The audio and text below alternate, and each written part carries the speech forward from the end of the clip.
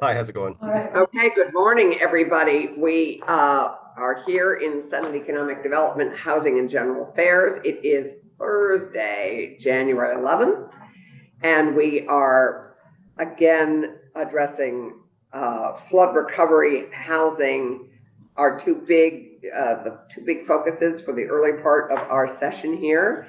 And we're going to kick it off. I'm Allison Clarkson, Vice Chair, and we have our Chair remote, Senator Ram Hinsdale, and we are going to begin with housing. And I would defer to Senator Ram Hinsdale to maybe introduce our next witness, our first witness of the day, and give us just a tee up for Ben's testimony.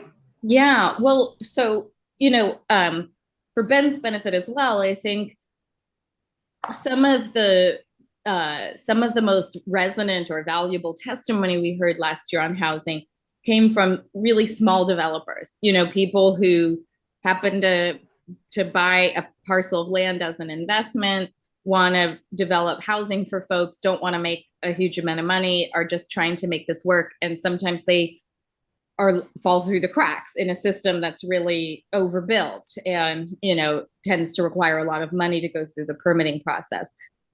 Ben's certainly capable of speaking for himself, lives in Chittenden County. The project he's working on is in Montpelier, which desperately needs more housing. And I will let him just talk generally about the barriers he's facing in Act 250.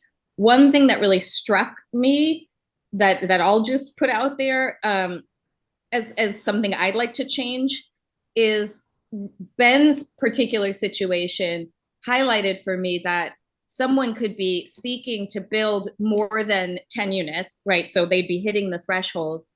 He wants to build 27, and I don't want to speak for him too much, but he brought up to me that he was interested in building the first 9 with enough wastewater and sewer capacity to build more eventually as he got through the Act 250 process, but to have the cash flow to start the project and to get 9 units of housing online. And there's probably nothing that's a spoken rule that says he can't do that, but he's been told that it's kind of frowned upon to start the project, assuming that you might go through and get that higher number of units, and that might actually hurt you in the process. And I'd really, really like to make sure we explicitly say that someone should be able to build their units under the threshold while they're in the Act 250 process, so that they can get more housing made available sooner and get the cash flow they need to go through what can be an expensive process. And it's their risk, they're building out their infrastructure for the possibility of more, but that shouldn't hurt them in the process as they seek to go through Act 250 and rise above the threshold. So just before we get started with Ben,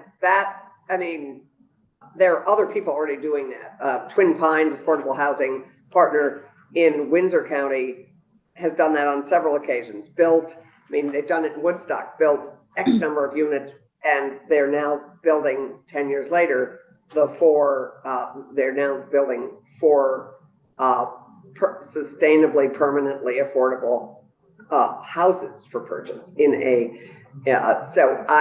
this has been done before. I don't think it's, right. It's just one of those unevenness issues in pre-application that I'd like to clarify. I don't think what he'd be doing is against the rules, but people who try to do the right thing sometimes get dinged, more than people who just ask forgiveness later. So, and I'll turn it over to Ben. Ben, welcome. Would you just be kind enough to introduce yourself and then and chat with us about some of the challenges you're facing and some of the great things, the pluses and the minuses. So I'll just give a little bit of background about myself. I grew up in Calais. Just introduce yourself. You're Ben. Oh, I'm Ben Owens. Sorry. I grew up in Calais. I have some properties in Burlington as well as some properties in Montpelier. My full-time job is a teacher, so I'm not like a full-time developer, but over the years I've fixed up a number of existing rental units and tried to make them, basically bring them out of So a couple of them were pretty uninhabitable, so trying to fix up properties. So last year, with myself and two partners, we're talking and feeling like, there's just not a lot of stock in buildings that need to be fixed up, and that the price point for those doesn't make a lot of sense. So we were wanting to explore new building versus, fixing up existing stuff. So we bought 5 acres in Montpelier. It's in between Route 2 and 89. It's on city water, city sewer.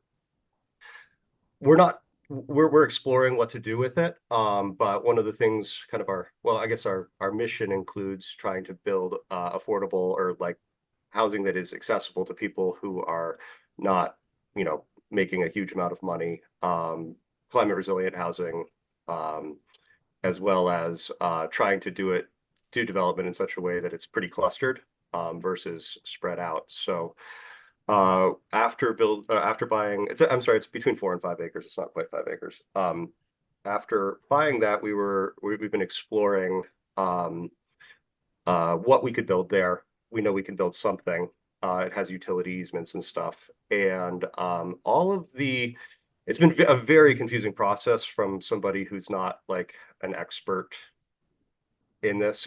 I have had a lot of experience with carpentry, renovating buildings, but I don't have a lot of experience with new development. And just to get back to what Kesha, or Senator Hinsdale was saying, what I've been hearing from civil engineering companies is it's really Act 250 coordinators really frown on that idea of not applying right away for the whole development. And so all of the advice I've been getting is that if you're thinking about at any point building more than 10 units, you need to initially go through the Act 250 process. I don't know if that's a rule, but that's just the reality of what the advice I'm getting from like civil engineering firms, as well as other developers. I do have a network of folks that I'm kind of talking about with this stuff. The property is more than a half mile away from the downtown core, so it would qualify for Act 250. One thing that I wanted to just say that doesn't make sense to me is I know that there's a downtown core half-mile radius, but that doesn't make any sense with the geography of Vermont, because like a half mile from downtown Montpelier, you're either in Hubbard Park or you're kind of in very hilly terrain, I guess south of town. And that didn't make sense. I wonder, especially since it's on a municipal city water, city sewer, if that should be the delineation versus kind of a random geographic circle that would encourage development in places that really don't make any sense, in my mind. And I don't think that's unique to Montpelier. I mean, there's lots of towns in Vermont that Right. that have odd geographic And as you know, things. we've made that a requirement for some of our expansion and green lighting, is that things beyond water and sewer. Yeah. So So for this development, it is on city water, city sewer. It's more than a half mile away. It's in between Route 2 and 89, which, there's no wilderness value, I would argue. I mean, and there's a seasonal creek through the property that we would be building away from, to try to, for environmental purposes. But there's not like, I think it's a place that is logical to develop or consider for housing because of its relative proximity to downtown, as well as and the is interstate. it in the floodplain? So there is a little corner of the property that is in the floodplain, but where we would build is not in the floodplain. Granted, it was interesting actually. I was worried when the flood happened in July and actually went down. That little corner that was in the floodplain did flood, and the area that we would build in did not flood. I know the FEMA maps are being adjusted, so I'm curious to see what those are going to look like, and that would definitely be a consideration for what we do in the future. Ben, in your other projects, you say you mostly have done renovation and rehabbing of older units. Have you gone through the Act 250 process I have not. on any of your projects? Yeah. Nope, I have not Okay, needed to. Okay, that's fine. And the other part of my question is, it strikes me that this is the kind of thing one should just be able to call the NRB, somebody at the NRB, and ask the question is, if I do this, what would I be subject to? I mean, Act 250, the Natural Resources Board should be giving you the answer, not people who may or may not actually know. Yeah, no, I'm sorry, I should have mentioned that. I did call them and they did say it does apply to Act 250. And they said what? It They is said Act what? 250. I do need Act 250 to do this project, or myself and my two Even business if you partners. build in stages. Because Yep. of the half mile, okay. Can I ask, have you spoken with I'm the sorry, town let me at- clarify real quick. I have not asked specifically about building in stages. That's feedback I'm getting from civil engineering firms about, and basically I think from civil engineering firm standpoint, I don't want to speak for them, but they have to work with Act 250 coordinators all the time. And I think that for them, they need to maintain that relationship because those people have a huge amount of power in their business. So I don't know if it's like an explicit rule or if it's just them being like, we really can't. And I want to respect their business relationships. We really can't like Right. jeopardize that. But it might be worth checking with the NRB to just clarify.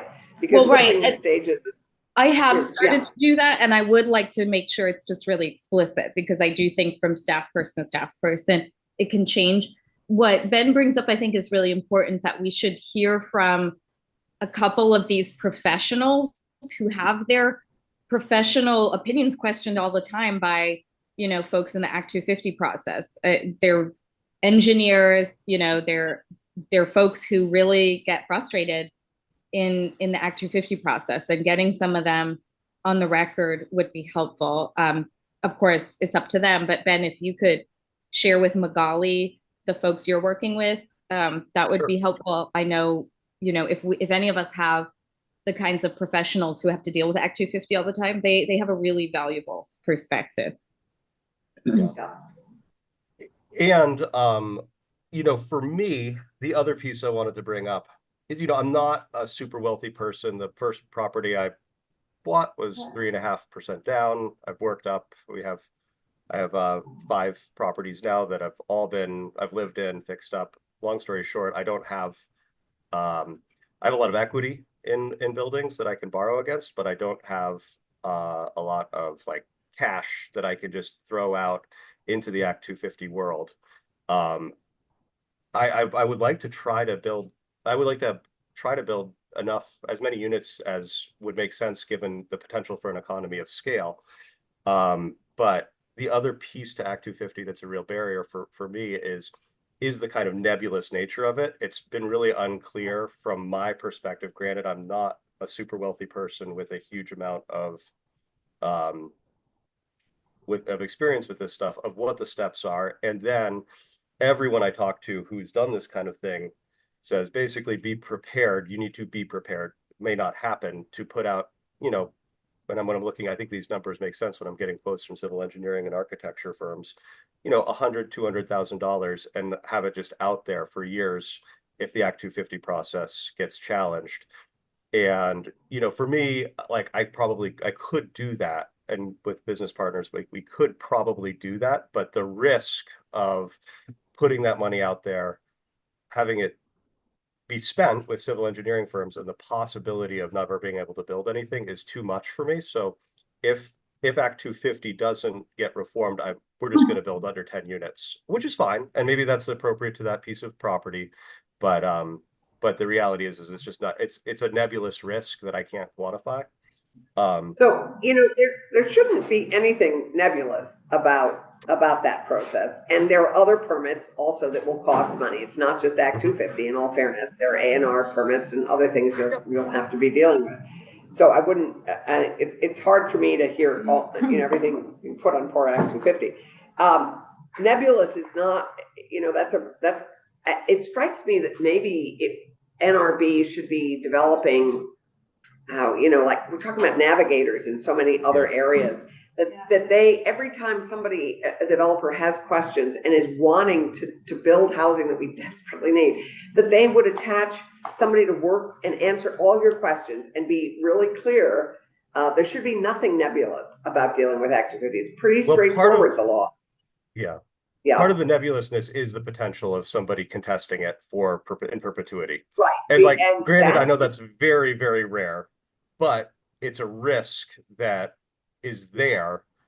And I don't think this would be contested, but I can't take that risk that it just kind of gets put off forever with the amount of money that would have to be spent ahead of time to put those plans together. right. And you're I right. will just say Are, I'm sorry, go ahead. no, the appeals, you're right, are an unknown and one that we are very much wanting to address. But one that I don't know if you've had a chance to read the NRB report that came out on updates to Act 250, but they did not take on the appeals process because they couldn't come to consensus on it.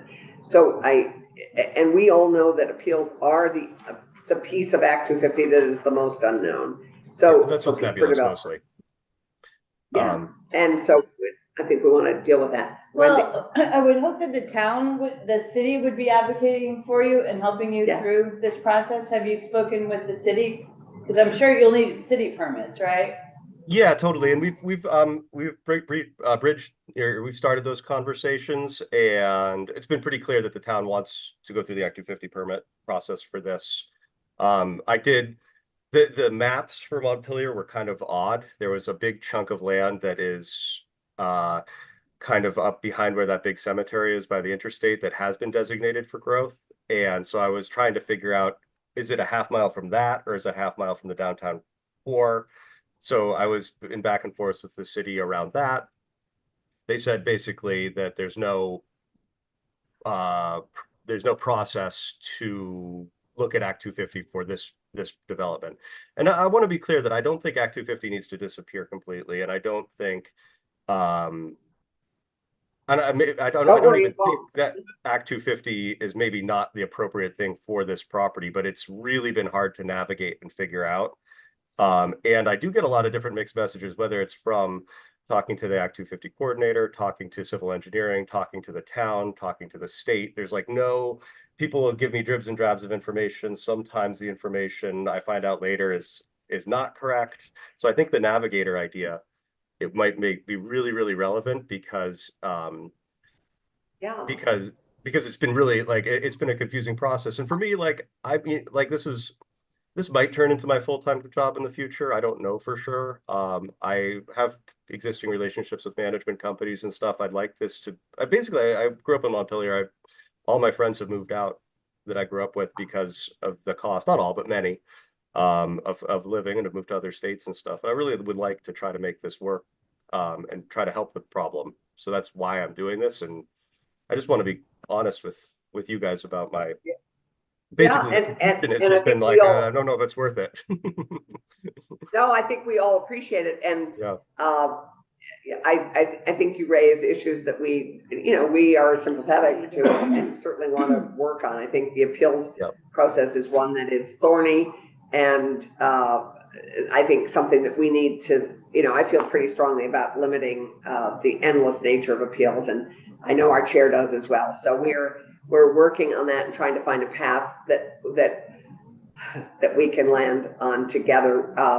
But it's frustrating that with each project that we don't have stronger, when you talk about it, when you refer to a coordinator with the NRB, is that their version of a navigator? No, did you basically have somebody?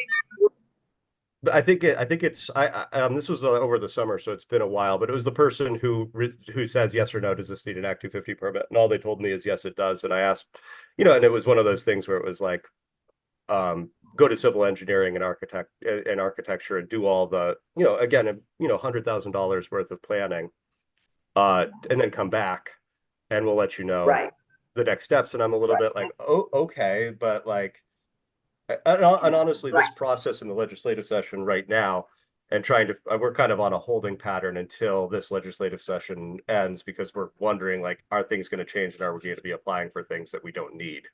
So, well, that's another component. I think it's helpful because I think it would, I think one of the concerns with many of these development challenges is uncertainty, and business needs certainty. It can't be quantified.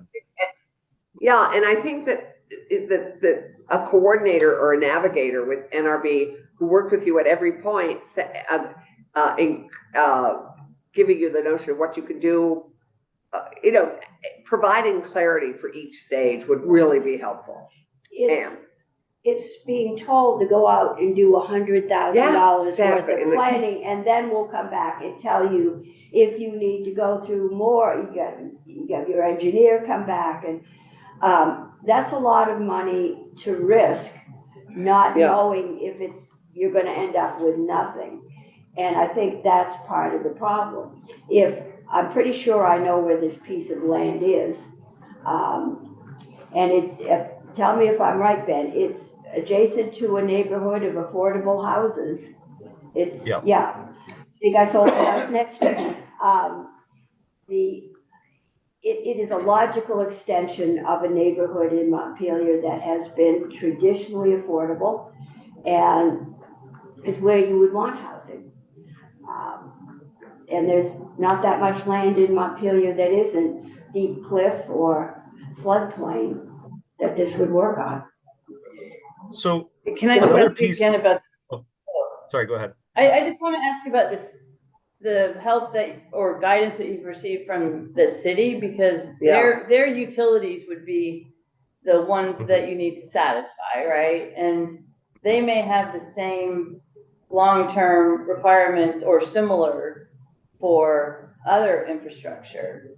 So, the goal is always hopefully no duplication and no conflict between the city. But Montpelier is a big enough place that I would think they would be able to help you in interacting with Act 250. Right. I mean, that may be a good piece of advice for me to approach more. As I said, we have talked with a variety of different folks in the city, mostly about whether most of the conversations have revolved around, could we extend the neighborhood designated association? I think NDA, I forget exactly what the A stands for. The neighborhood designation, right? Yeah. And they've said no, because it would be an island of NDA versus an extension of the NDA. Unless they extended it all the way like down Route 2. Which is fine that they've said no. But that's mostly been our conversations of like, would it make sense to do that? And I think the city has been pretty open to supporting this. I know the mayor has been interested in stuff.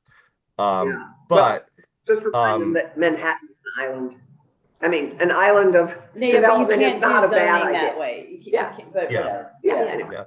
But I mean, that also brings up the NDA piece, which doesn't really make sense to me because of that geographic piece. Like, why are we not thinking about the NDAs as what's available to utilities? Because like having utilities kind of naturally shows where development should be. Having a circle around a downtown core doesn't really make any sense. Well, not when part of it is cliff, part of it is river, and then you get a hamlet. I mean, we aren't out in the Midwest where you can lay everything out in hectares and it's all flat and you just draw a line.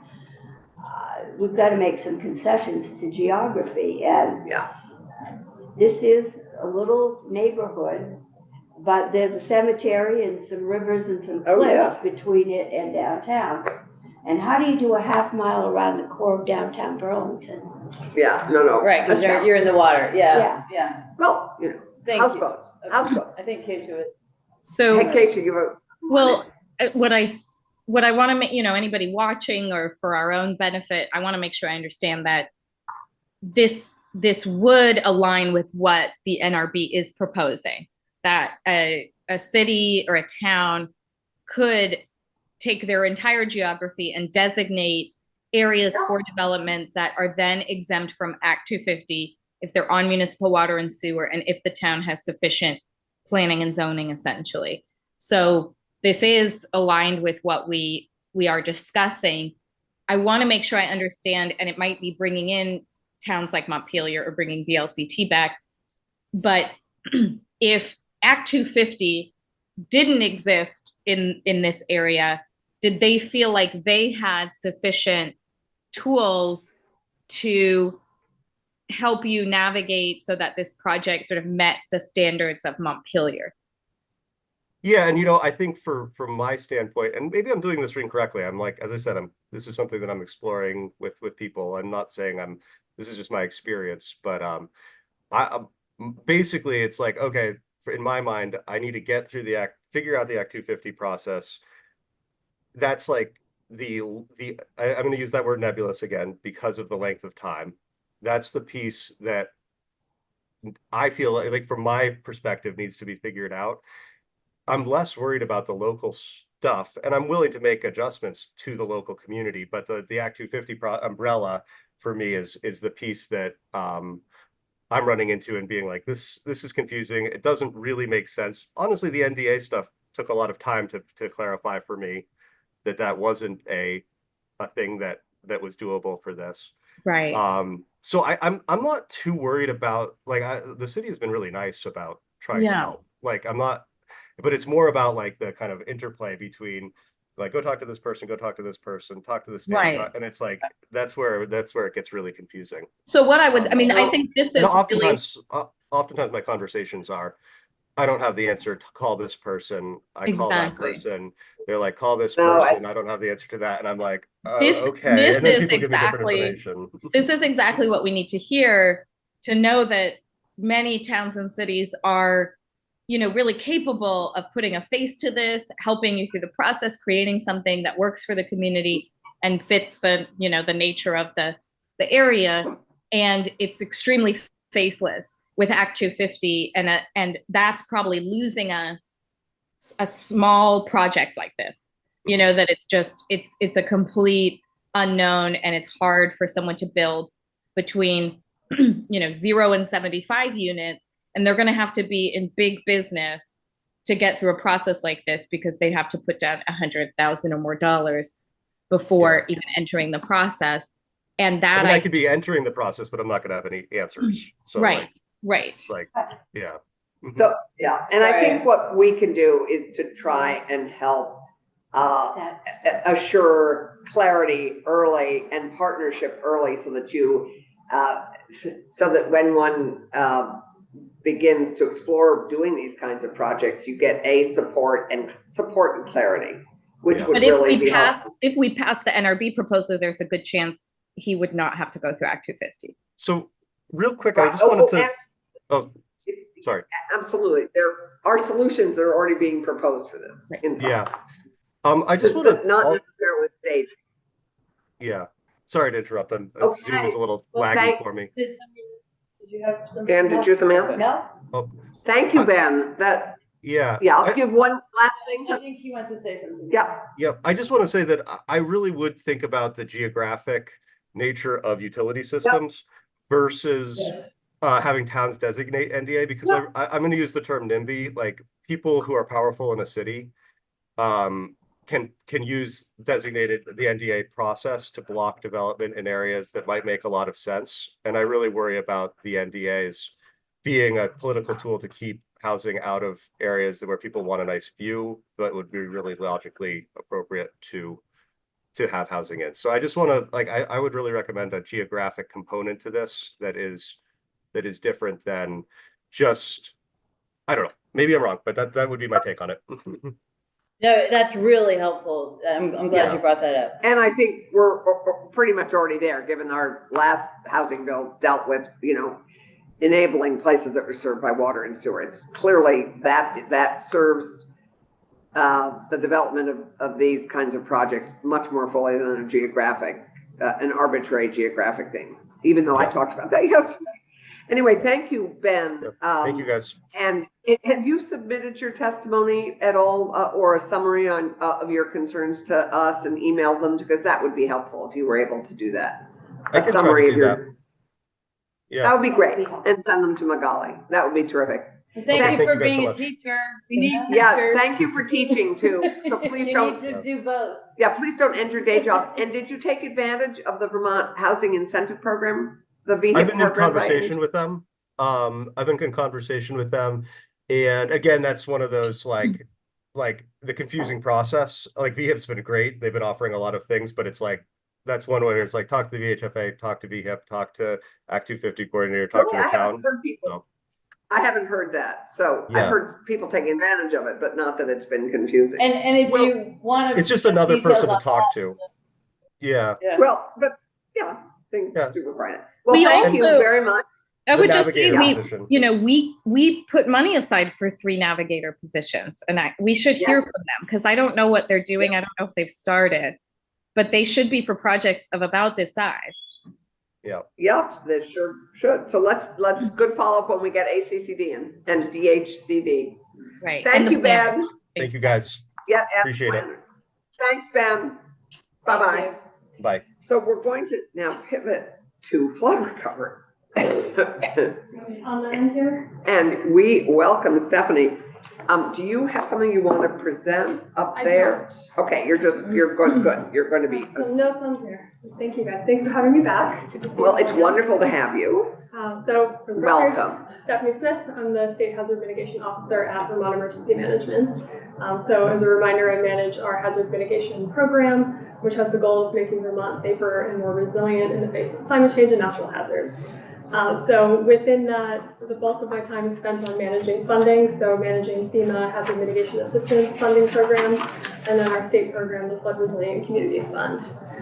So there were 2 specific questions that were sent to me, so I'll speak to those. I have fairly brief responses to those, but then I'm happy to answer any follow-up questions or any other questions you might have.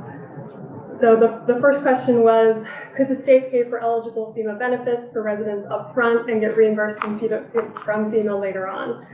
The short answer is no. Under FEMA's hazard mitigation programs, any activity that would be considered part of implementing the project cannot be completed until FEMA has awarded the project. So, and for context, the projects I'm talking about here that impact private residences are property buyouts, elevations, relocation projects, which is the second question, and mitigation reconstruction. So I can speak to any more of those. I'll give you one example where there's a little bit of nuance that we've been running into following the July flood, which is relevant to the property buyouts. So in particular, the landslide buyouts where a home was completely destroyed and they were demolished. If FEMA public assistance funding, which is the funding that comes in to fix things that broke, if FEMA public assistance funding was used to demolish the structure, then we have a path forward for a buyout. And if it wasn't, then we don't.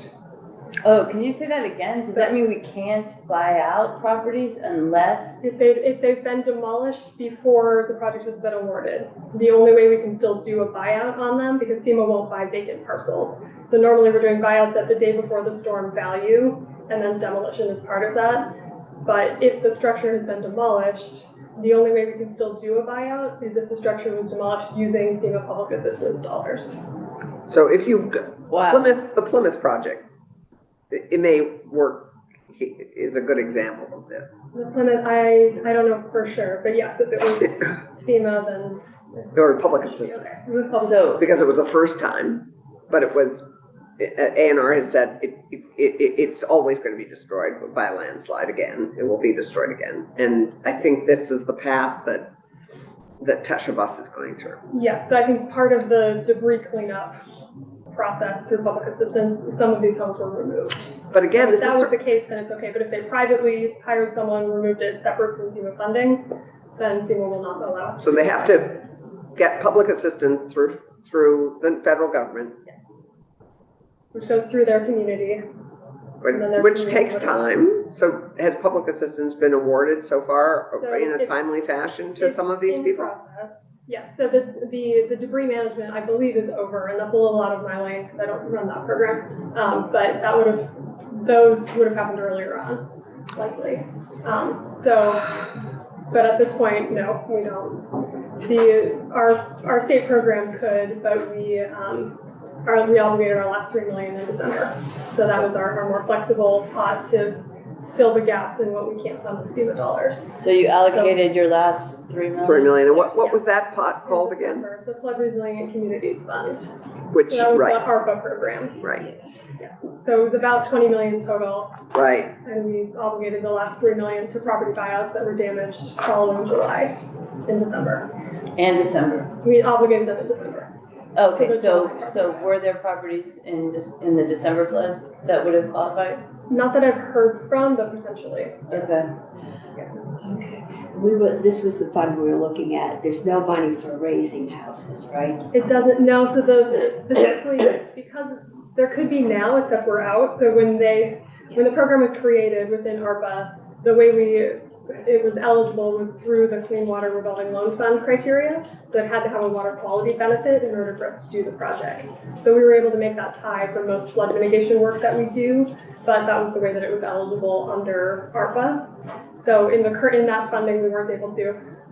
This last fall or over the late summer maybe, they released the final rule that allowed a new hazard mitigation category under ARPA funding, but we'd already obligated the bulk of our dollars by the time we got to that point. So that might have allowed us to do elevations. Except we didn't have the money. But it was The money. But there is ARPA money still in some cities and towns, So the local ARPA, yes, they could. so they could use it for They that. could, yes. Yeah, possibly. Okay. So that's discouraging, both, it all requires, sort of like what we just heard from Ben, it all requires initial layout of individuals' money to either demolish or, after they get public assistance, but FEMA won't help them until that public assistance never covers the whole thing. So, it's, again, an individual layout with uncertainty. Yes, and so we can put together the applications and get everything to FEMA, and we're doing that as quickly as we can, working with towns and property owners and starting to get buyout applications in. But then it's on FEMA to review them, and that can take In a some timely time. fashion. Yes, and then once it's awarded, then they can start, but they can't do anything until FEMA actually gives them the award. Can I ask a question, just Yes. as an example? Mhm. Suppose you have a situation in which you have, as we had in Ripton and other places, a building that gets destroyed, in fact, it sort of falls into the highway. The removal of the debris and, for that matter, the major part of the house that's now in the highway is done by the municipality. Mhm. Where does the owner stand regarding FEMA and a buyout in those kinds of situations? Yeah, so in that case, if it's a home that's falling into the road and they clean it up as a part of the debris management, they would have done that through public assistance dollars. So then we still would be able to do the buyout in that case.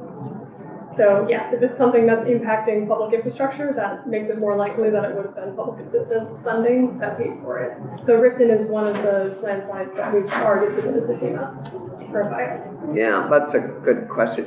I hate to ask the obvious, but I'm going to ask anyway. Do you have a chart that, or a sheet that actually clarifies all this for us that we could have? I can Would you send you my notes send us on this. that? Because it would be nice to have that, because it's all fairly complicated. Yes, and it would be nice to also know where all of these buyouts happen. And then just a question about just us planning and trying to figure out the scope of the problem. I mean, some problems you don't know until they happen, like with the landslides, but there are others you can predict. Is there a sense of statewide the need for buyouts, or will there be at some point? I think there will be at some point. So when I met with you guys, I think it was back in October, I told you guys about the intake form that we set up directly following the July flood. So we're at upwards of we're over 250. I don't know the exact number. Over 250 applications? That have just filled out the intake form to say, I'm interested, I want to know more. And I think we will see attrition from that. There will be people that decide they don't want to move forward. But I think once we're already starting to work in communities, once they see projects happening, other people will come in also. So it's really hard to know how much attrition and how many additional we'll see, but that's at least a starting point. Right, that is a starting point, and that's helpful. But I'm thinking about places where just logically the home shouldn't be there. Yeah. I mean, are you looking, not you personally, but the state, are you looking at a map and when the FEMA flood zones are updated, is there a way to capture the information on how many homes or other buildings are in those floodplains? Yes, so I think once the maps are updated, that will be a better. I mean, that could better be decades useful data though set. on Yes. But, Hopefully not so that. actually, let's not wait until the maps are But updated, then but, there's also the ABC Natural Resources Map River Corridor, which is Yeah. Right, which is now finished. That's mapped. Yes. So yes, there should be a way to figure out exactly how many properties total are in those risk areas. so do we need to urge you all to do that, or are you gonna do it on your own? We can, yes. Maybe we should I think we can figure put that out. that on Let me- our So is your question, I wanna will know. the state, once we're clear on the mapping and clear on areas that maybe shouldn't be rebuilt in, how does the state step in with advice and counsel No. about whether they should rebuild? That's or a not? separate question. I wanna know how many buildings, especially residential buildings, are in areas where they shouldn't be. So that could be the Well, FEMA yeah. map, that could be our river corridors. But that's really important for Oh, us to know. critical. Because we need to have an idea of the scope, even if it takes us 10 years, 20 years. No, We that's need what, to have an idea of the scope. you're absolutely right, and I would hope that that's what every mitigation in every river corridor would be looking at, is the homes that are currently there, the homes that have already been impacted, because we're gonna be long-term looking at, if we buy them out, if we Right. do eminent domain, what do we do with the places that already exist? Right, in but the- I think the state's gonna have that, they'll have the data Yes. mapped. So They have I- that now. There. Okay, it so might They just have be it now that- with the river corridor mapping. Yeah, and it might be a simple GIS exercise. Exactly, Um, so let's just have that on our list. So maybe what we Please. could ask, and to follow up on this, because this is a big issue in terms of our floodplain creations, maybe we could ask the person who's the head of the River Corridor Project. I think, yes, Rob is- Evans, who? the head of the Rivers team at DEC. Who? Rob Evans, Rob Evans. yes, he's with Would- Senate Natural Resources all morning, I think. Yeah, he's But he's busy, I'm around. sure, but let's bring him on. But I think it would be great to have him in to discuss this, because this is a piece of our getting a handle on both the cost that we look at over the next 10, 20 years, and, yeah, And I would think the state would probably want to know that too. I think we all want to know that. Yes, Right, Yeah. and at a certain point, it goes, then dovetails onto my question for you, Stephanie, which is, at what point is the state saying to FEMA, we don't support the rebuilding of this, we don't support, we support a buyout, but we don't, but we don't support, financing to rebuild here. So through the public assistance program, do you mean? So when Well, coming in to yeah, put all things these- back? Yeah. I know it's incredibly complicated. So Mhm. whichever what programming, I mean, you're getting the sense of the question. At what point do you say, no, So we're not gonna support your spending taxpayer dollars on fixing this up again? Yeah, so they work with the communities to put together, under public assistance, what the project is gonna look like. And over the years following Irene, there was a fight with FEMA to get them to recognize our standards, so that instead of putting Right. back an 18-inch culvert, now they have to put back the right size culvert. Because they used to just put back whatever blew out. Oh, I know, we had. So that was a big win. good. Now they have to put back the size that meets our state permitting requirements. So there've been moves like that to try and make it more resilient. And there is the opportunity through public assistance to do mitigation projects. So instead of, you can do an alternate project and build something that's better, instead of just putting something back. So I think that is probably an underutilized program, but I know the public assistance side of my office, which is not me, has been pushing that. So I'm trying to get towns to consider putting things back better instead of just going with the standard FEMA. Because when FEMA comes in, they'll write you a project worksheet for, here's the basic, but they need to ask for more if they want to do more. And then are towns allowed to put in a bigger culvert if FEMA just specs the smaller one? So if it's required by the stream alteration permit, Okay, yes. okay, good.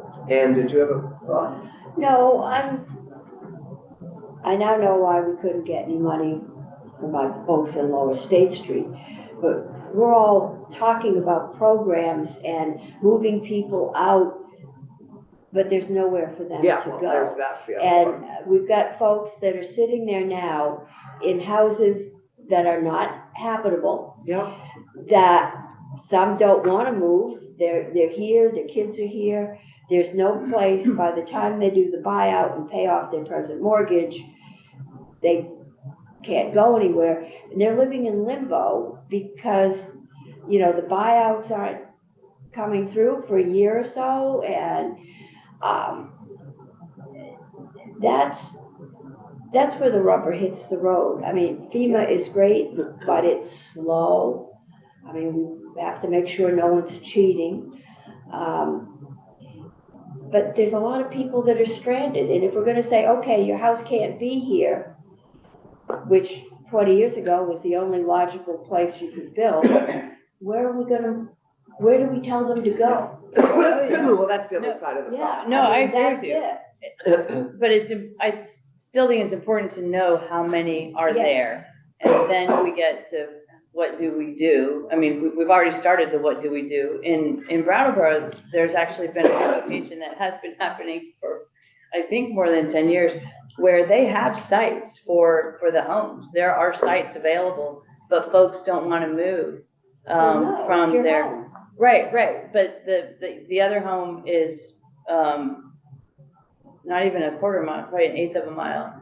It's just higher on the hill, but it's a beautiful place. You know, where they are is a beautiful place because it's right by the stream and they're Yeah. used to leaving it when it's high water. So, it gets very It complicated, gets very. but it is it's important. We do personal. have to have It's- the place. It's somebody's family home, and some of these homes Yes. have been there for generations.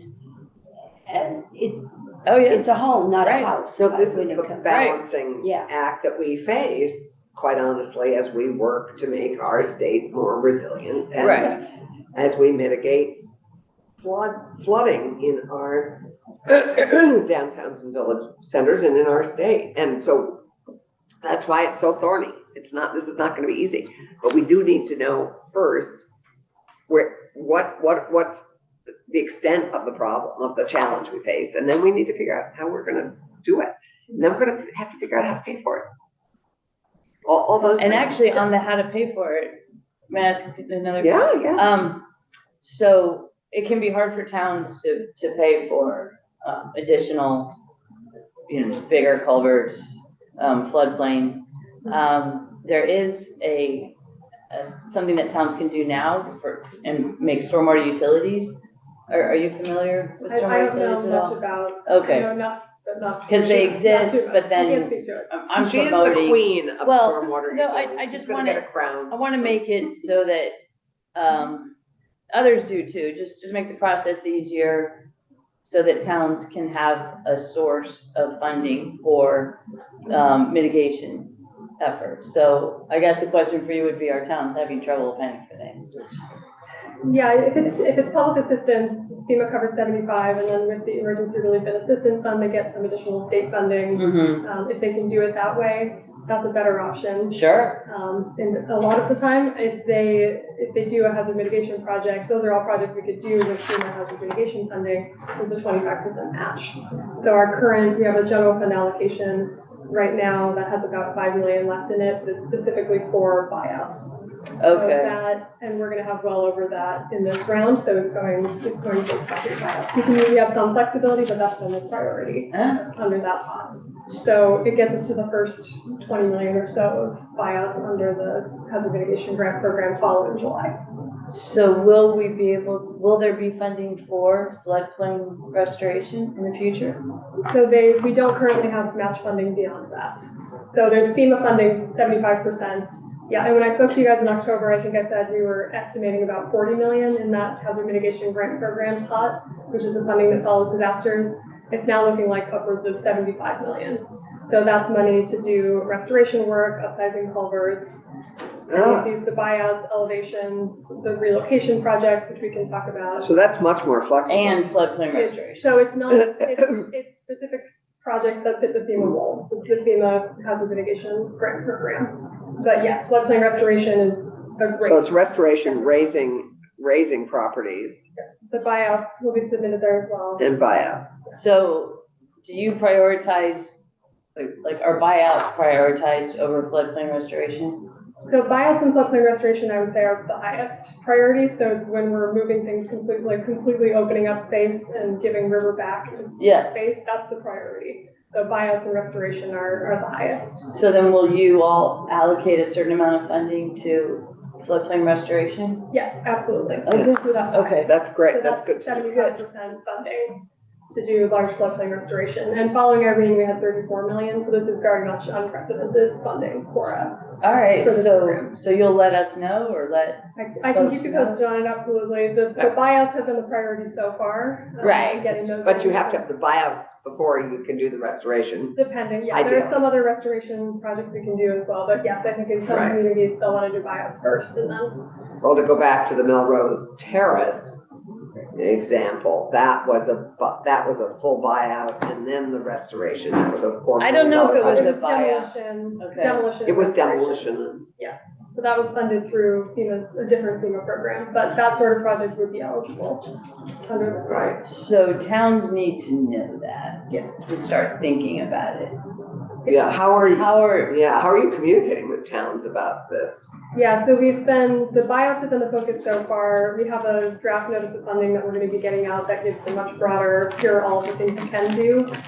That sets a date for, letters of intent, so we can just get an initial, here are the things we wanna do, and then we can work with those communities on developing applications. And we have some resources to support that development side. So if someone comes and says, we want to do a restoration here, we can help them get there. Great, so can I ask another question? In the summer, So that'll be in the summer that you for do the that? letter of interest. So we're trying to get the announcement out very soon, and then the letters of interest will probably be due sometime in the early summer. Good, because sometimes the state sends something and the town has maybe 6 weeks to respond. But you're going to give them months. So, yes. Okay. And then. It's just so important because it's really hard to get people on board and even understand what you're asking for. So to tag on to this, we heard in Senate Government Operations yesterday about how desperate towns are to have partners that they can count on in a consistent way to help them, particularly small towns that don't have managers or any full-time staff. So I guess my question, like channeling Weston, for example, or Ludlow, I'm encouraged to hear what I think I hear you saying, that you're going to provide that kind of steady support, like a navigator or partner coordinating some of this to the towns that particularly need your help. Yes, that's absolutely the hope. We have a small team. We have a good amount of management. So I was gonna say, you are going to do this. Yes. How many work with you on this project? We did add one full-time limited service position following July, so we're up to myself and then I have 4 on my team. All right, good, so 25% increase Yeah, that's a 20. or 20, depending on how you. Yeah, and then, of course, And then we have contract support that we'll be able to bring in as well. Okay. For management costs. because this will be particularly helpful for our smaller towns, many of which were impacted by this particular flooding event in July. And would you have any, like say there's an area that looks obvious to a Rivers person, but the town hasn't noticed? Will you be able, y'all, to point that out and say, hey, this looks like a great floodplain? Yes, so we work very closely with Rob Evans and his team over at DEC, and they're the ones, we rely on them to be the river experts and help us make those decisions, so help us bring projects in like that. Perfect. And I think they have some of their own capacity challenges for sure as well. Right. But they're really the ones that can bring us those types of things outside of the towns. Okay, great. So like just the Winooski and Montpelier. Right, and there's one of the Flood Resilient Communities Fund projects we funded in December is to purchase 5 Home Farm Way, which is next to Eggway in Montpelier, and do a demolition. And then that's another one where that project includes engineering so that they can design a floodplain restoration project, which looks like it'll probably be $1.5 million. That they'll submit under this FEMA Hazard Mitigation Grant Program. That's great. So that's the sort of thing that we are we're working on. That's great. So you're not waiting for people to come to you. You're looking for opportunities. Yes. Wonderful. Well, and that again goes to Rob's ability now with the river corridor mapping. They can certainly identify those areas that they can be proactive in. Yes. Great. Thank you for your work. So, Stephanie, we're all, as you know, so grateful to you and your work. Acacia has a question. So I'm sure, Stephanie, you're trying to talk to federal partners all the time about getting creative. It has come up, and I'm curious, if you move a house, is that acceptable with FEMA in terms of a buyout? Yes, so under the acquisition header, which is, we call them buyouts because that's easier, but under the acquisition header, it can be acquisition demolition or acquisition relocation. Okay. We have never done that before. So and I think it's going to depend a lot on the structure and whether it's something that can easily be moved. Right. So if it's something that's slab or manufactured, it might be more easy to move it than if it's a more complicated structure. Yeah. But we've never done it before, so it's going to be a challenge to get it through FEMA. And they would need to have a site identified at the time of the application, which I think is going to be the other piece that's really tricky. Right, so some of what we're looking at, to tag on to what Keisha just talked about, are land banks and encouraging towns to identify land within their communities where houses and or mobile homes could be relocated to.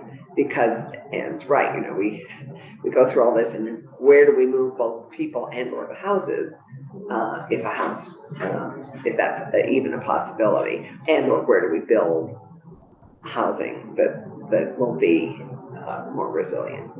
Yes, so it is possible. So I'd be happy to hear from towns that have interest in that, and we can try it out, but it hasn't been done yet. So well, that's what we live to. It's interesting. I've been involved with moving historic, train stations, basically. You do it in the middle of the night, and it is complicated and hard, but it's hard. And I know my house was moved up to its current location in 1890. Yeah, all right. And I get, just the visual of that just amazes me a lot. Before power lines too. Yeah, thankfully before power lines.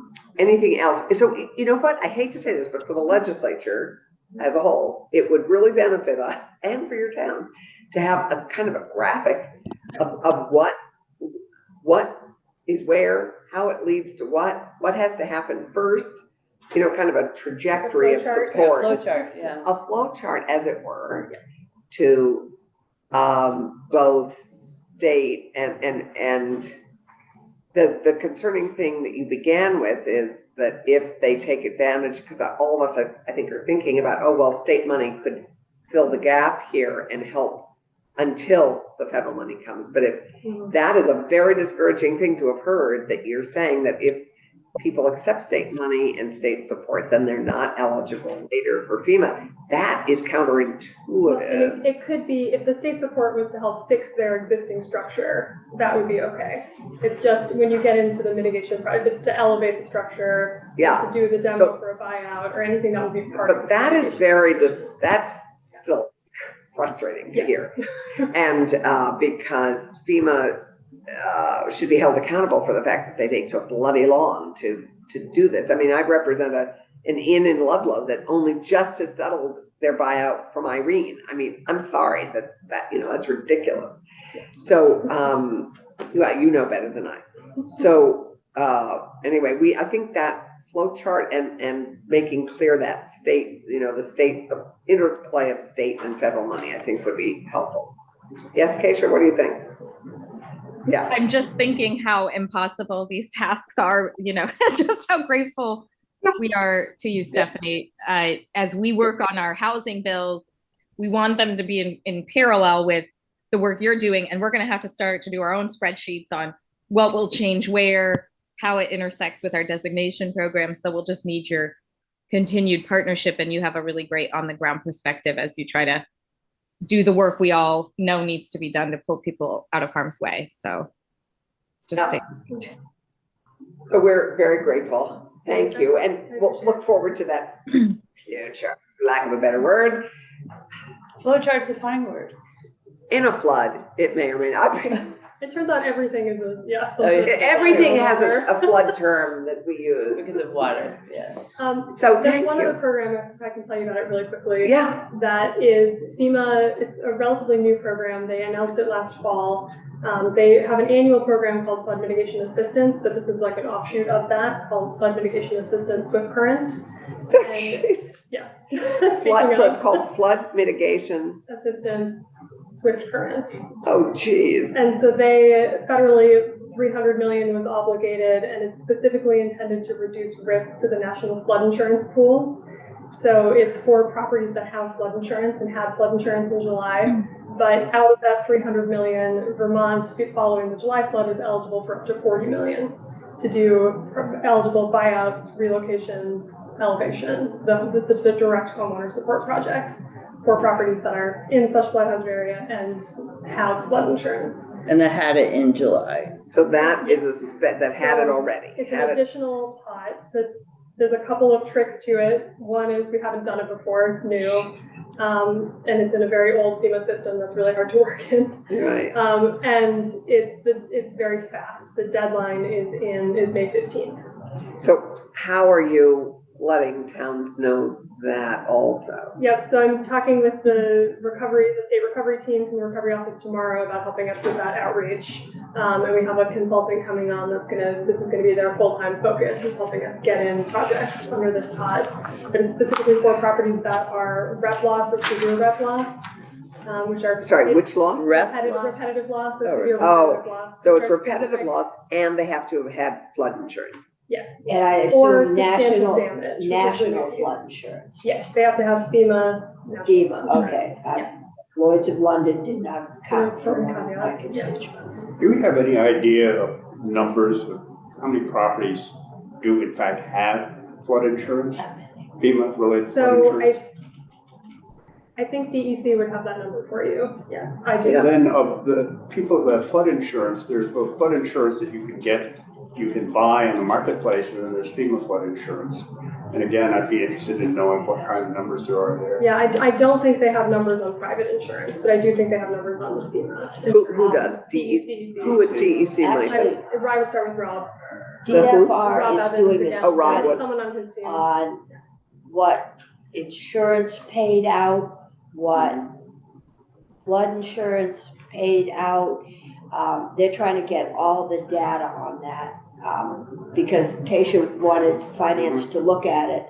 And if we have specific questions, they said they can work with FEMA and get us answers. But my understanding is FEMA so significantly subsidizes flood insurance that very few people have other types. The vast majority have FEMA. The FEMA flood insurance is the Right. main flood insurance. So But it's very expensive. It's so Right, expensive. but not as expensive as others. So I'm going to thank Stephanie. If you want to stay, we have our federal delegation, the representatives of our federal delegation with us. So stay with us if you'd like. Perhaps you can help edify some of them as well, because I'm sure I can they. hang out for a bit. Great, thank you. Thank you. It's a pleasure to work with you, and we're so grateful to you for your work. I'm happy to be back anytime. Welcome, Miles, David, and Katie. We have our representatives of our incredible federal delegation. We don't envy you the challenges you're facing both in Washington and here at home, but it is great to have you. David, I don't know if you're there, but I see Miles and Katie, Catherine. Keisha, I don't know what you had in mind, whether we wanted our superb team here to talk about flood recovery or to talk about housing or to talk about all of the above. What was your hope for this time together that we have?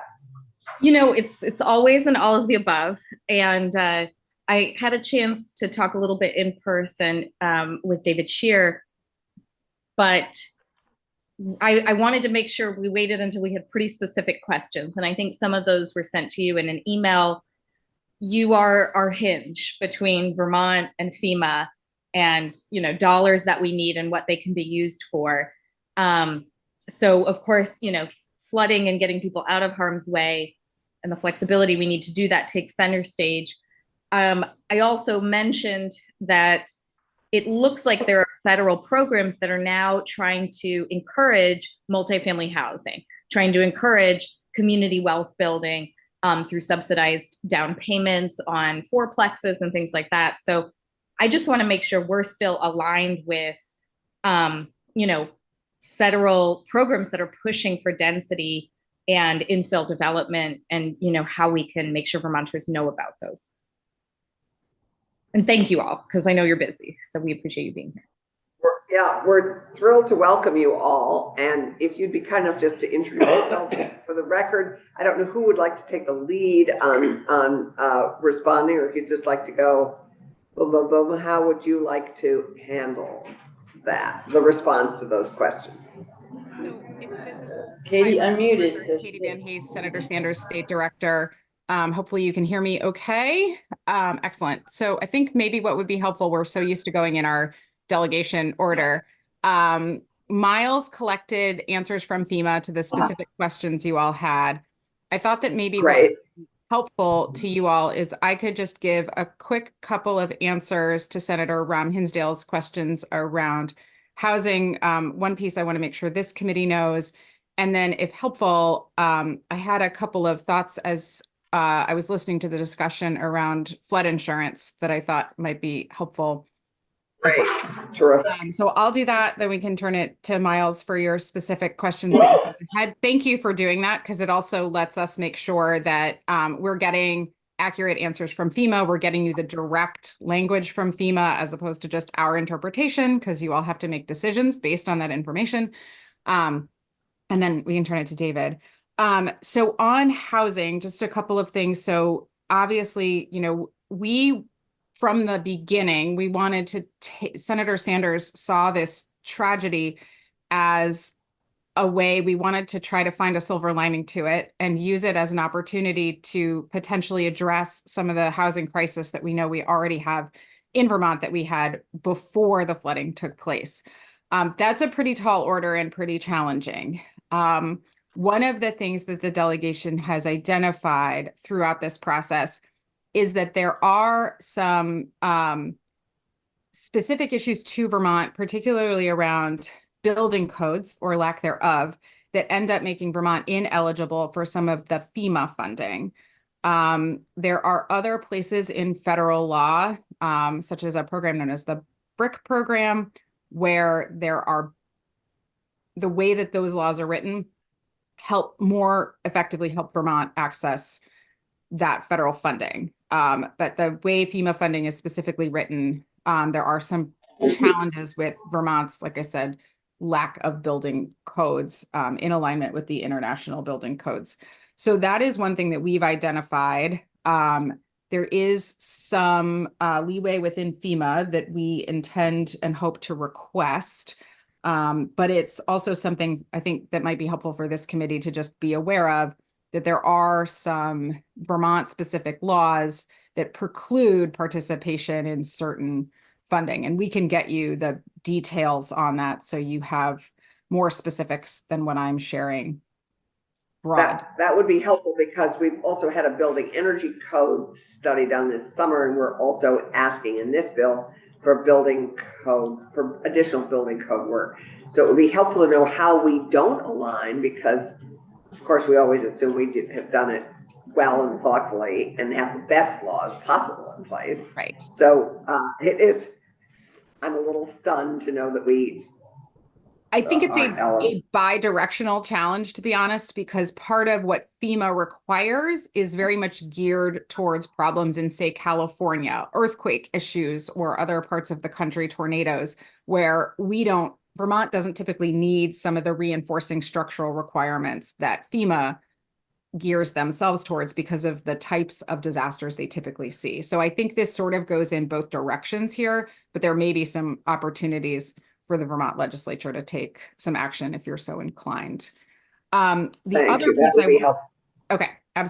other piece I wanted to mention related to flood insurance. So just to put a finer point on some of what was being discussed earlier, and Senator Sanders sent a letter along with Senator Welch and Congresswoman Balint right after the flood to 75 private insurers that we knew provided flood insurance to the state of Vermont, within the state of Vermont, asking those insurers to move quickly to get answers to their customers and to, frankly, not play games with denials because we know that one of the requirements, one of the requirements for FEMA is you have to go through your owned insurance, your purchased insurance first before being able to access FEMA dollars. And so we wanted to make sure that those commercial insurers acted quickly, responsibly, and appropriately so that Vermonters could get the answers they needed that would then allow them to seek further assistance from FEMA.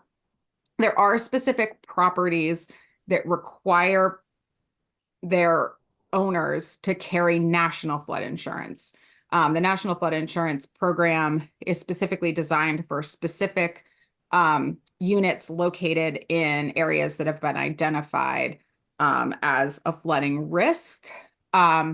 Once those units are identified as requiring flood insurance, it is the responsibility of the property owner to maintain that flood insurance and not have a lapse in flood insurance.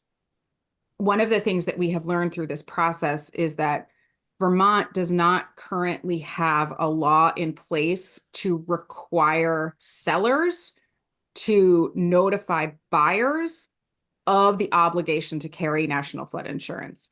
So we've had at least one constituent who purchased a home, was never told that that home required national flood insurance coverage. They were then flooded, had damage. They are now they are not eligible for assistance from FEMA because they were in violation of a requirement that they didn't know existed. We're doing everything we can to help that constituent, and FEMA, frankly, is being, I think, as helpful as they possibly can be in connecting that person to resources. But Vermont is one of the few states that does not have that requirement that the seller must alert the buyer to that requirement. Right. And frankly, And say that again. Peggy, Sorry. we're hoping to rectify that in this bill. Great. I mean, as we've laid out our hopes for the Be Home bill, which is our next housing bill, we're hoping that that will be addressed both for renters and home purchasers. Right. And I think what's helpful about what you said is the requirement to carry the insurance. What I was afraid of doing is giving someone the information that they're either in or out of a floodplain when the maps are so outdated. Like, we know we have to use the information that we have, but I'd rather not create a whole new sense of liability in this transaction where it's, we just don't have good information. And we know that, FEMA's working with us to try and update the flood maps, but carrying the insurance, I think, is a very specific requirement that we should be able to agree to put in. Absolutely. And that's a great distinction because we know that those maps are incredibly challenging and outdated and problematic. So absolutely.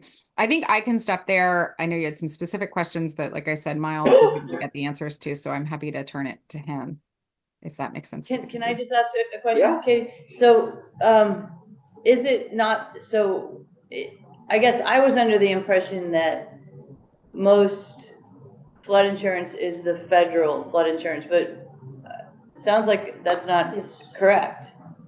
It is. Or is it? It is correct. And I think it's important that we talk about sort of volume here because very, very few properties in Vermont carry any flood insurance whatsoever. So the majority are National Flood Insurance Program coverage because those are the people who are required to. But most people, because of the cost of private flood insurance, don't choose to carry it. So most people don't elect to carry flood insurance unless you're required to do so. If you're required to do so, the best deal is through the National Flood Insurance Program. Okay, and can folks who are not, folks who have properties that are not required to have insurance, can they still access the FEMA flood insurance, the federal flood insurance? They cannot. No, that is limited to Only those who are available required to carry it. Yes. So like my home, for example, is not required to. So if we choose to purchase flood insurance, we have to do that on the private market and it's quite expensive. Okay. So if Thank you. if you're required to, and we're finding this out as we look, people who are looking for help from the feds who realize that they wouldn't get it if they didn't sign up for flood insurance for the future. I mean, I've faced a bunch of Well, properties that are facing that it's- too, which is, They bought it, and the first, I think, 3 years it was subsidized, but then the bills were in the tens of thousands, and I mean, homes in floodplains are generally not wealthy homes. That's where we have our trailer parks, and they just couldn't afford the insurance. It was, you do that, you don't feed your kids. And so it lapsed, and then when they flooded again, it was Right. too bad. And it's that cost differential that's there. And I know a couple people got private insurance, and that didn't count this time either. Okay, and then just one other question Yeah. for any of you is any update on when the maps will be updated? Okay. I don't have What- that information. I don't what know if either of decade? my colleagues do, but we can try to we can bring that question back. I'd love to know the answer. Yeah, I It would also just be don't so have helpful. an answer It's there. so important. Well, then, yeah, and Miles said it, but it sounds like maybe Rob Evans might know the answer to that, who's the head of the River Corridor Mapping Program at DEC. So he may well know the answer to that. So that's another reason to have Rob in. Okay, thank you, Katie. Thank you. And so are we pivoting to Miles now? Is that okay, Yep. Miles, take it away. Introduce Great. yourself and Augusto. Yes, hello, I am Miles McGurman. I'm a constituent services representative for Senator Welch. Specifically, I cover housing and FEMA issues, amongst a couple other topics. So it seems pretty on the nose for this talk today. I reached out to FEMA on our behalf to get just very direct answers to the questions that we received. So that first question was, could the state pay for eligible FEMA benefits for residents up front and then get reimbursed from FEMA later on? Their answer was individual assistance funds are paid directly to their survivor for housing repair, personal property, temporary housing, and temporary housing. FEMA does not provide the assistance directly to vendors or third parties. So in this case, the state would be the third party. So that seems like a clear no there from FEMA. But okay, so what, maybe you were going to say this, but what if we held the risk, we could do some kind of loan to an individual that they would then be able to pay back once they got the assistance from FEMA. FEMA doesn't frown on that. So the next part is FEMA funds also cannot duplicate assistance available from other sources, such as insurance or other relief agencies. So, FEMA wants to. I think Stephanie addressed this in her testimony just before the three of you signed in, because I think you made it pretty clear that Stephanie, you want to? Yeah, and I think what they're talking about is individual assistance too, which is a different piece. I was speaking to under the hazard mitigation program. So if they receive individual assistance to fix things, that's totally separate from doing a hazard mitigation project. Yeah. So, I'm now completely confused. Sorry. I thought you told us if they accepted state money to help tide them over until FEMA bought them out or FEMA assisted, that they would not be eligible. That's directly part of implementation of a FEMA hazard mitigation project. So if we paid to elevate the structure before FEMA award, it wouldn't be eligible. If we paid to demolish the structure before FEMA award, it wouldn't be eligible for a buyout. This is why we need your flow chart. Yeah, or Okay. or if we loaned the money, I think is what. But Miles, I think Assistance is a different question. but I hear what you're saying is even with a loan, that would mean they would not be eligible.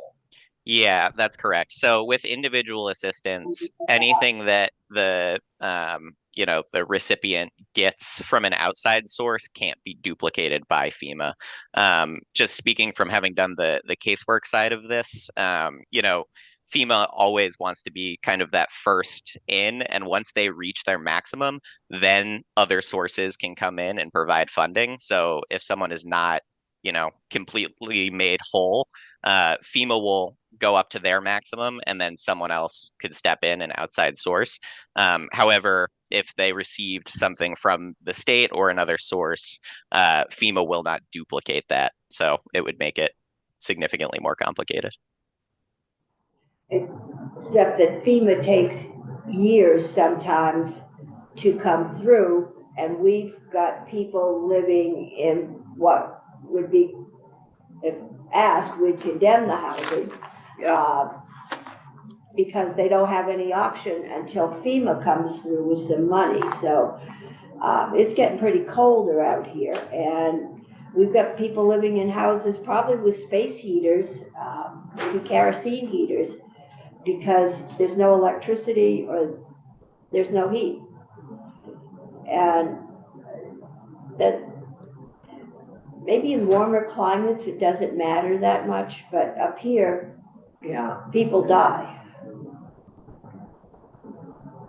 Yeah, no, I definitely understand that. And I think all of us at the delegation also, our casework teams, I am our caseworker on this, are speaking to folks in a lot of those situations as well. What we can do on our end is, work with FEMA and try and encourage them to look at these situations. I know our casework teams have been since the flood consistently doing that. And I've definitely heard of situations like that as well. So definitely hear you there. If I could, I'll move on to the second question, which I think Stephanie covered. I was listening a bit earlier, but can you receive a buyout and move your home or structure out of the floodplain instead of finding a new home? So the direct answer mentioned Stephanie, but the answer was FEMA does have an eligible project type under the Hazard Mitigation Assistance Programs called acquisition and then demolition/relocation. So Stephanie had mentioned that, so you could do the acquisition and relocation. That said, FEMA then said this type of project has some significant complexities. And so for specific questions, you should reach out to the State Hazard Mitigation Officer, Stephanie Smith. So the hazard mitigation assistance programs, there are a whole bunch of them, and FEMA has a list of those, which I can send over after this. But just to state it, some of the ones that you see more frequently are things like Hazard Mitigation Assistance Program, the HMGP program, the Building Resilient Infrastructure and Communities program, or the BRIC program, and then Flood Mitigation Assistance. These are kind of some of the larger ones, but Stephanie deals with all of those, so I'm glad that she went before us. And remind us what BRIC stands for. Yep, Building Resilient Infrastructure and Communities. Thanks. Yeah. So I think we kind of went through that one with Stephanie a bit earlier. And then the third question was just asking for kind of more information on the 5% down program to help purchase fourplexes.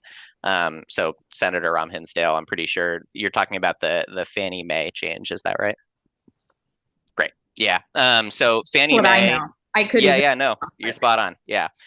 So Fannie Mae made a change in November here, basically allowing for a 5% down payment on loans for duplexes, triplexes, and fourplexes. This is a shift from their previous policy where for duplexes, it was a 15% requirement for a down payment. And for triplexes and fourplexes, it was a 25% requirement for that down payment. From reading through kind of the resources that Fannie Mae provided on this, the goal here is really just to expand access to credit and support affordable rental housing. I think the argument pretty much goes that the other requirement, I should state, of this is that it has to be an owner-occupied fourplex or triplex. So the goal is to get more owner-occupied multifamily housing. And, they're pretty much looking at the market and seeing that people are renting out rooms in their houses already, things like that. And you might not be able to buy a $400,000 home on your own, but if you find a $500,000 duplex, you might be able to kind of offset some of the costs there by splitting, by becoming a small landlord. So by renting out that other unit, it's kind of meant to open up more options for affordability here. The other thing that I just want to note on there is there is an upper limit to these loans. So you can't go out and buy massive, extremely expensive buildings per se, but I think it fits much more for the character of a lot of our multifamily homes in communities like Barre or Winooski. So the caps on that for a 2-unit would be 929,850. A 3-unit is 1.1 million, and a 4-unit is about 1.4 million. So they're pretty high upper caps. They, I think, fit with the housing market, but really just the goal is to get more folks into multifamily housing and owner occupying. I mean, first of all, yeah, I'm glad those are kind of like, we're not far behind, but those are California prices. So that's good. You're probably not even meeting the need in California, but part of the reason I wanted to have you say that is just for educational purposes for people listening. I think some of us are hearing about this in detail for the first time. So if there's like a landing page, that we can share on our communications and listservs with our constituents, it would be helpful, and hopefully it would start to give notice to our towns that, it would be nice to make sure that this kind of opportunity has a smooth path. So it's heartening to know that we're aligned with the federal government. We just need to. Yeah, no, it's definitely a great change for expanding access. And David and I were actually talking about this earlier this week, is like, this is a change that could impact, folks that we know in our lives. Like it does open up housing opportunities that weren't there before. So. And opportunities for perhaps younger people to get into housing if it's available. Right, and there are available large homes where right now just one person lives and they're trying to find a way out. But this would really help Vermont retain the character of communities by changing homes into duplexes, for example, from a single family home. So I see it as being so relevant, and thank you. Yeah, for bringing it to our attention. Terrific. Yeah, absolutely. Okay. Any other questions that we're answering, that you are answering? I think oh, sorry. I guess, I don't know if that was to Miles or to,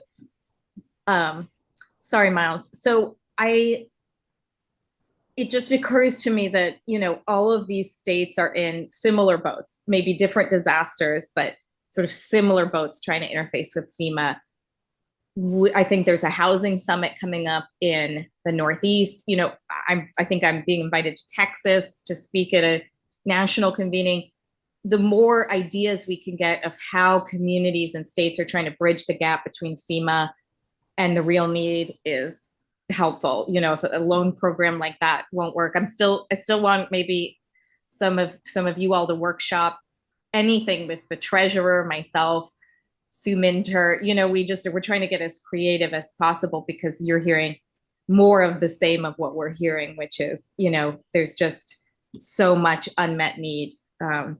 So any good creative ideas, we want them. Yeah, and to tag on to that, I think it's really hard to have FEMA basically punishing states for trying to help their citizens more quickly than FEMA is able to do it. If FEMA was spot on the job, and actually, I mean, they're here on the job fast, but they're not helping finance the solutions fast. So it really would be helpful to figure out a way to have have a better partnership with how state money could be employed to help what will eventually be, to help bridge the gaps and to help make it possible for people to recover faster, and then have FEMA somehow fill in what isn't there, rather than punishing states for using their money to get solutions out sooner. I mean, I think we've got to have FEMA in a less punishing role here. Just because they're not doing it fast enough. Anything else from the three of you that you'd like to share? David, do you have anything you'd like to add? For the record, David Scher, State Director with Congresswoman Balint. As is often the case in my position, the very capable senators' staffs have really covered the substance of what you were asking about here. But to your point, Senator, that you were just making, I would just add or reiterate that our staffs have been, since the flooding, really compiling a legislative wish list of ways in which FEMA and the general federal government emergency response could be better. And that when the legislative opportunity arises, we are going to try to jump on that and make some of those changes as a delegation and work, obviously, in allegiance with other states who are facing similar issues. So the more that you identify gaps or areas that could be improved, which you are doing here, and I know you've already been working on, please just don't hesitate to reach out to us. We really want to hear that. We really are compiling lists to be ready when the opportunity arises. So just keep up the open communication, which you've been doing, and let us know where you identify opportunities, because we want to be as helpful as we can be. Thank you. That's great. Thank you very much. Yes, I mean, you're the biggest challenge you face at the moment, I believe, is the renewed FEMA funding. Or just general functionality. But... Right, or just general functionality in Washington. There's that. But FEMA funding is at stake in this budget, right? In this budget. Katie has. Oh, Katie. Sure, I can speak to that and mention one other thing. So we did get the initial pot of FEMA extension dollars, which is to, just to run FEMA and run emergency response. So we did get a chunk of that back in the fall of 2023, though we know that we need significantly more. So that is something that we're going to continue to fight for, of course. The one other piece I wanted to just briefly mention, I heard discussion of home heating in the room. And so I just sent via the chat, so I think that will go to the committee assistant, a resource that Senator Sanders put together on the sort of menu alphabet soup of federal home heating assistance programs that are available through the federal government. So we put that resource guide together every fall. There's a email, but there's also a poster. So if any of that is helpful to constituents, please feel free to share that around, because it applies to both those impacted by flooding, but also just everyday Vermonters who may be having trouble heating their home at this time of year. Yeah, the challenge I think Senator Cummings is talking about is if they don't even have a functional heating system in their house. Right, and that is covered in this. So that is part of what we provide folks direction to resources on. Great, thank you. See if I can get her some heat. Yeah, that would be terrific. Let's see how long it takes to get it. And sorry, the last point that I just wanted to make quickly, and David spoke to this too, is while we and I think this is just from Senator Sanders' perspective, as we look at kind of where those challenges are with FEMA, I do want to just say that a lot of the places where those challenges exist are things that Congress put into place, and FEMA is simply operating within the guardrails that have been provided to them by Congress. And so while it may seem like they are slow and not being as flexible as they could be, and maybe not being as rational as they could be, a lot of what all these federal agencies are doing is following the laws we write for them. And so that is why, we are looking for those legislative opportunities to make things better and easier. One of the things we can also do is to see, are there things that they can do differently that are still within the bounds of the laws we have written? So we're going to look for both of those opportunities wherever we can. But I will say, for the sake of our federal agencies, a lot of what they're doing is because we told them to. Maybe not us specifically, but. Yeah, understand. And thank you very much for pointing that out. And I've seen FEMA do a lot of good in my area. And maybe what we should do also is let you know what has worked well. Yeah. So that you can protect that as you go about changing legislation or hoping to change legislation. That would be really wonderful, because I think, from Senator Sanders' perspective, one of the things we also don't want to do is be so down on our federal partners that people stop asking for help. And we have heard that. We have heard Vermonters who have said, everyone's telling me it's a difficult process, I'm not even going to bother. And we don't want to do that. So I think also amplifying those stories of where things go well we can help reinforce those programs' continuation in Congress, but we can also help to spread the word that it is worth Vermonters engaging in this process. Right, Thank you. right. Any other questions? Thank you. Thank you all. You've been terrific partners on this and we're so grateful. Yeah, we always have to lead with gratitude and then fill in the gaps. I think what we'll do is Thank you. probably rack up specific questions as we go and figure out, when we can talk privately and when Yeah. we need to just make sure Vermonters have awareness more fully on the record. So, but thank you all so much. And we will This be. was great. Yeah, thanks a million. Thank you. And I think we're going to go off live at the moment and we